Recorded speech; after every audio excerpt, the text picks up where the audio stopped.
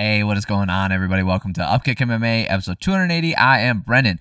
All right, Bellator 297, Yoel Romero taking on Vadim Nemkov for the title, as well as Sergio Pettis taking on Patricio Pitbull. All right, we're going to cover the main card here. We're going to break down each fight round by round, talk about them, talk about the decisions, and then we will cover the prelims in another video. So real quick, before we start getting into the fights, I'd appreciate it if you subscribe to the channel. That way you know when the next video is coming out. So if you like this kind of stuff, it'll help you out, and it also helps me out because I get another subscription. Woohoo! All right, let's get into it. Yoel Romero taking on Vadim Nemkov. All right, boy. Oh, also, if you're looking for a specific fight breakdown, the timestamps are down below. So Yoel Romero, we know the MO at this point, right? If you're a fan of his, fine. I am long past trying to convince people who like Yoel Romero to not like him, because you like who you like, that's fine. I've never liked the guy. I've never been a fan of him as a person. I've never been a fan of his style. He's had some exciting fights, yes, but if you go back and you start looking at the past 5 years of his, like all of his performances, like you start to see a pattern. It's a lot of stinkers. And at this point, right, it's not that he can't have a good performance here or there. It's that this is what you get when he's up against other people who are talented, right? Obviously, you know, they recently had him go up against nobodies for some reason. Well, not for some reason. They wanted to put him in a title shot, right? They wanted to put him in a title shot, so they put him against Alec Polizzi, who has no Wikipedia page, and then Melvin Manhoef, who hasn't what I don't know if he's had a good win. Since 2019, he hasn't had a win, and then even since then, it's all just been...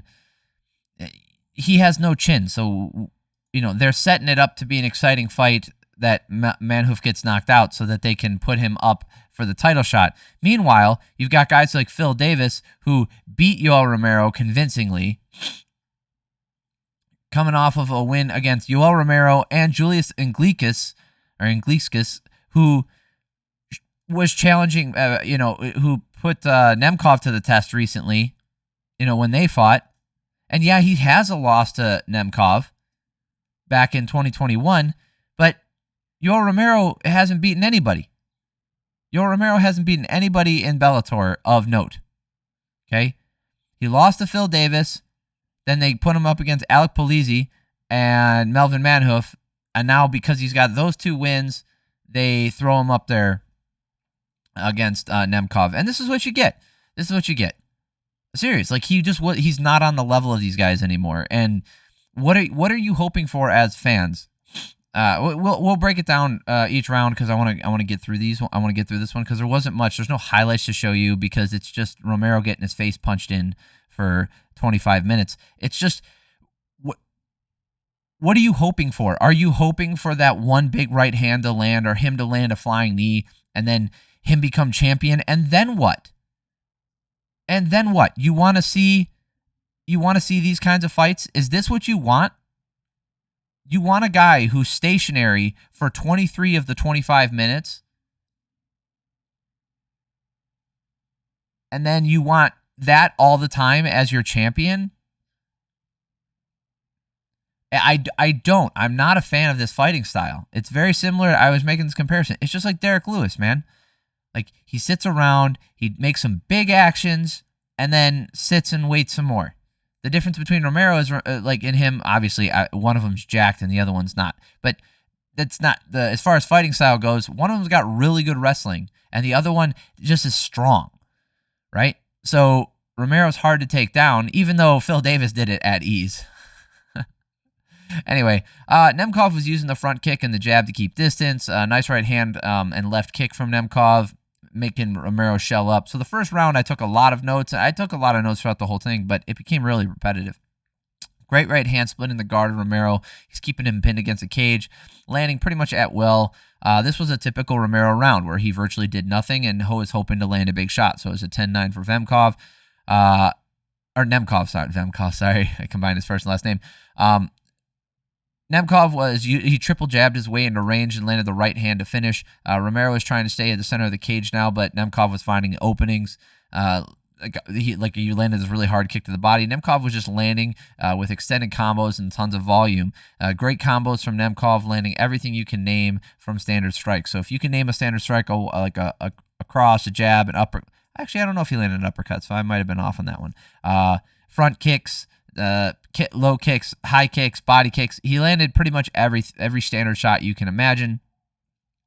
And Yoel was complaining about an eye poke after getting punched in the face, and he was complaining. Oh yeah, Romero whiffed on a huge punch in the first round and was complaining about something. I don't know what he was complaining about there. Maybe like a low blow or something. And then this round he gets punched in the face at range, and then complains about getting poked in the eye. So he was just looking for any way to take a break here, any way to kind of what I would call like cheating, but some people call veteran gamesmanship.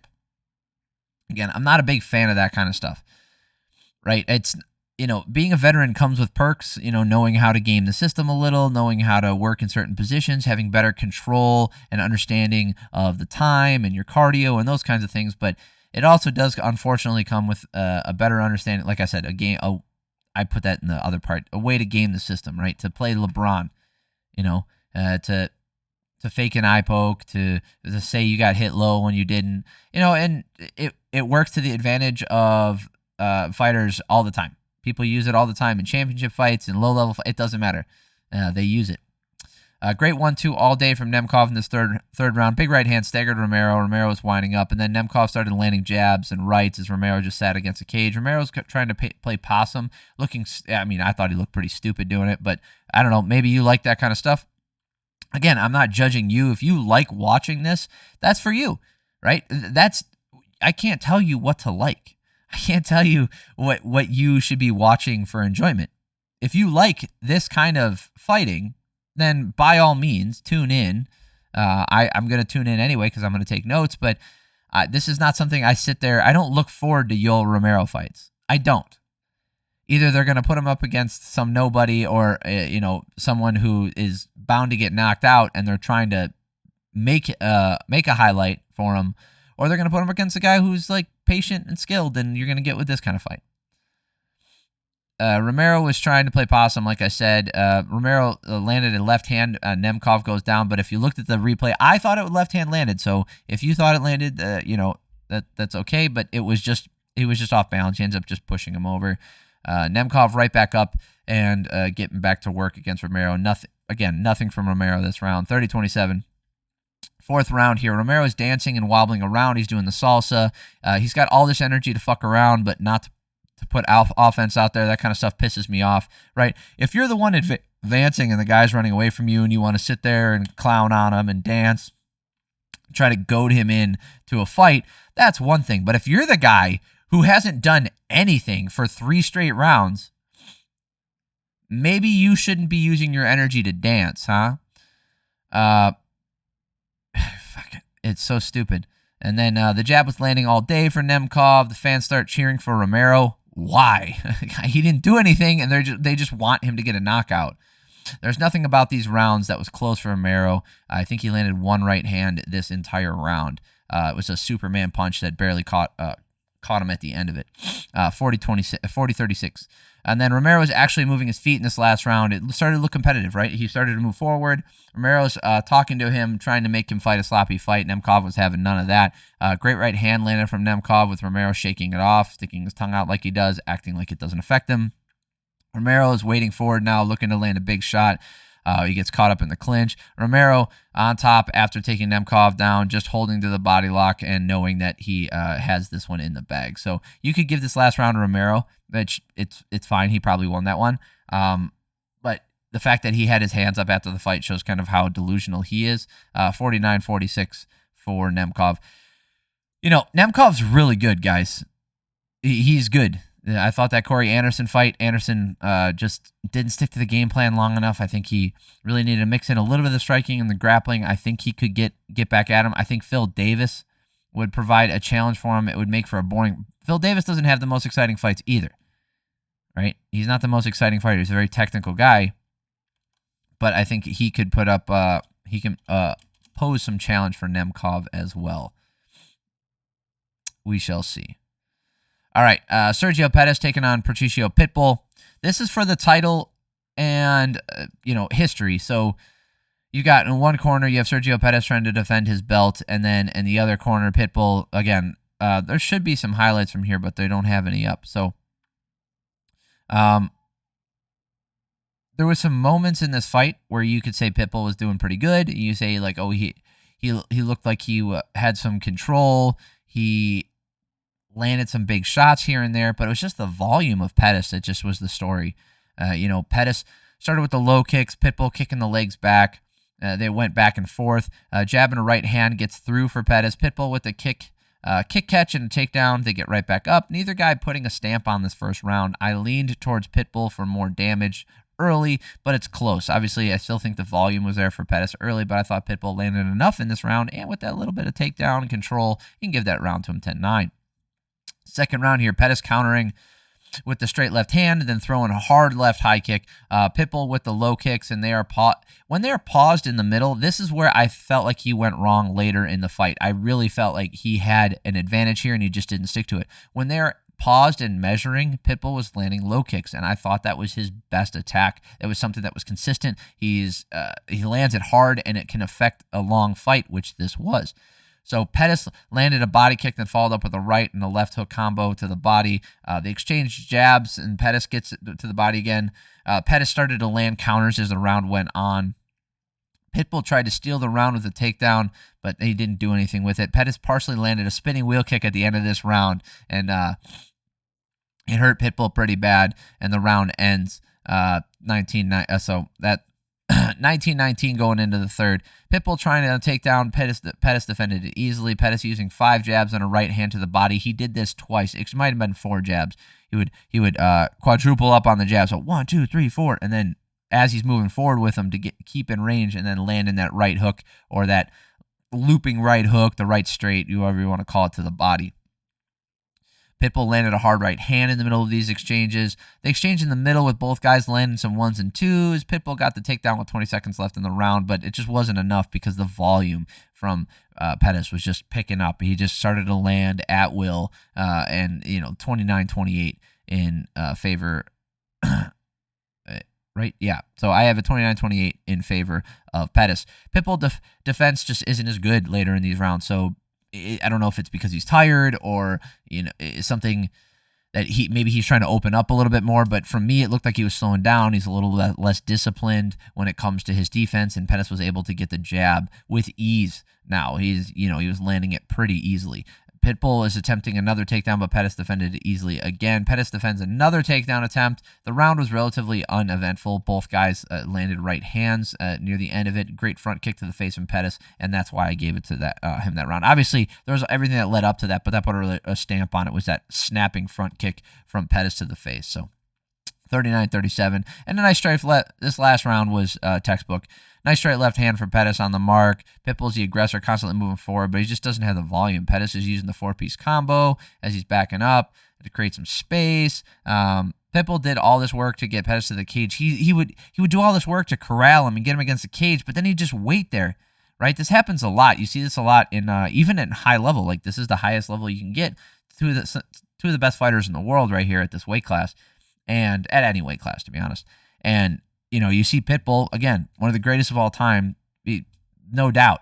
And he wades in there, he corrals him, and he's got Pettis against the fence, and he's, waiting for that shot. He's waiting for an opening. It's just not there, and then Pettis exits, right? So, it's all this work to get this guy corralled, and he's just not opening up. And he's, I don't know if it just he doesn't want to pull the trigger, if Pettis is, that unorthodox, and it just wasn't leaving openings. But this last round was Pettis's. It was a better round for Pitbull, but I just couldn't give it to him. 49-46 in favor of Pettis for me. All three judges gave it to him. One judge had it. Chris Lee had it 49-46. The other two had it 50-45. So I don't have a problem with that. I thought it was a fun fight.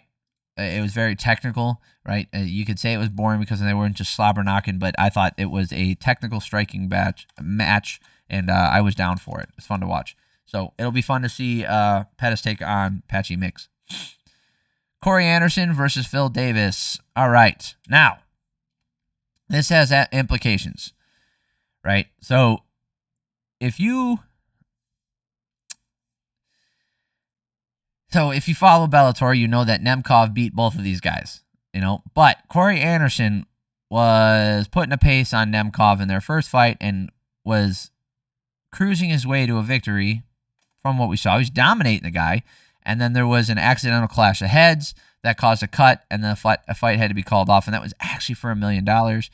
So Corey Anderson ends up missing out on the $1 million, and they have to reschedule the fight because the fight didn't go long enough. Had it gone longer, clearly it would have been Corey Anderson's, but it didn't meet the criteria. I think it has to go into the third round or halfway through the second round. It depends on commissions. But it's funny that Phil Davis isn't fighting for a title here, but the guy that he beat is fighting for the title. Anyway, it's not like they've all been fighting each other or anything. So, they might make Corey Anderson fight Yoel Romero. I don't know why they would do that, but they could. So both guys were great at wrestling, so when Davis shoots in for a takedown, it's defended really well, but they get against the cage, and Corey Anderson gets a takedown, and then Phil reverses on the ground and gets belly to back against the cage. So there's a lot of grappling in this fight, and it was excellent stuff to watch. It was very active, very intelligent grappling, a lot of fun wrestling. Anderson with the pressure, punching his way in. Davis landing some small shots in the pauses. Anderson got the double, but Davis used the cradle to defend and gets back up. It was a close back and forth round. Anderson landed the better shots, in my opinion, and the grappling kind of canceled each other out. So I had it 10-9 for Anderson. Second round here, Davis is doing a better job finding the gaps to land some jabs, some low kicks as Anderson moves forward. Anderson is staying in his face and gets belly to back, takes Davis down for a second, just for a little bit. Another really close round, but again, I had to lean towards Corey with the pressure because I felt like the damage was pretty close in this round. So 20-18. Third round here, nice right hand from Davis as he slips and rolls. Anderson pressuring, still pumping out the jab, landing to the body. Another close round. Davis could take this one, landing a few nice right hands in this round. So I gave this last round to Davis. But honestly, this one was all over the map for me. Split decision, that's okay. I'm not happy about the split decision because of who is judging it. So the people that were judging this fight were Derek Clearly, Chris Lee, and something Jones. Derek Clearly and Chris Lee both gave it to Corey Anderson, which is how I scored it. Doesn't mean it's right, but that's just how I saw it. And then this Jones character, Scott Jones, scored it 29-28 in favor of Phil Davis. I could see it. I would like to hear an explanation as to why. That's the thing, is like I'm not happy with the. Even though I called it the same way, I'm not very happy because I don't trust these judges. I feel like they saw something that we all didn't see and just scored it willy-nilly. Or they weren't paying attention and scored it willy-nilly. All right, Daniel James versus Gokhan Saricam. It's spelled Saricam. Saricam is how you pronounce it, though. This one have any highlights? Not really. Boy. Yeah. Oh, and so I've made it this far. So if you want to go back and watch this card, I do recommend watching the Corey Anderson Phil Davis fight. If you're a fan of high-level wrestling and grappling and MMA, I thought it was excellent. The amount of output that they had was awesome. Sergio Pettis and Patricio Pitbull was a great fight. Very technical striking, lots of fun moments. It wasn't a slobber knocker, so if you're looking for that, that's not what you got there. But it was a fun fight to watch. The main event, if you want to watch one guy get punched in the face for 25 minutes, like, you're more than welcome to watch that one. And then this one, dude, James comes out. He's like right inside Saricam's face, gets it, and then Saricam gets the takedown right away, and then they get right back up. Then they're clinching along the cage. Both guys switching positions. Saricam ends up getting the takedown with a minute 40 left, and that was the rest of the round. Not a lot of striking, not a lot of active grappling, just a lot of sitting on top in position on the ground. 10-9 Saricam. Second round, Saricam got the takedown, and he landed 2 low kicks, and then he got the takedown at 4:45. And that was the whole round. And he didn't do anything on the ground. Wasn't going for a finish. Wasn't going for a submission. Just for positional control. 20-18, but this was a snooze fest. And then James was moving forward as Saricam landed low kicks. They get separated with, I don't know, like a minute left. I don't know. I didn't even write it down. This fight sucked real bad. You could skip this one. Don't watch this. If you're going back and you want to watch, you're concerned about wasting your time, yeah, don't watch this fight. It ain't good. So overall, this main card, it's probably a skipper unless you're a diehard. Yeah, I would skip this one. Maybe go back and watch the highlights, watch some other guys break down the fight, some other reviews, that kind of stuff. I do recommend that. But, you know, I enjoyed Corey Anderson and Sergio Pettis. Those fights, I enjoyed both those fights. Highly skilled guys. I liked watching Nemkov, his skill level. I liked watching that stuff. Seeing him put on a clinic is fantastic. But the first, Daniel James versus Gokhan, woof, you can skip that one. I don't care if he's from Chicago. That's a stinker. Don't go watch that one. Anyway, that is it for this episode. The prelims, I'll put them out on another video later, and then obviously all the other fights I'll do. So if you like this kind of stuff, subscribe to the channel. That way you know when those videos are coming out. It also helps me out. I super appreciate it. And if you did like the video, click the like button. So I appreciate that too. Have an amazing week, y'all. Love you.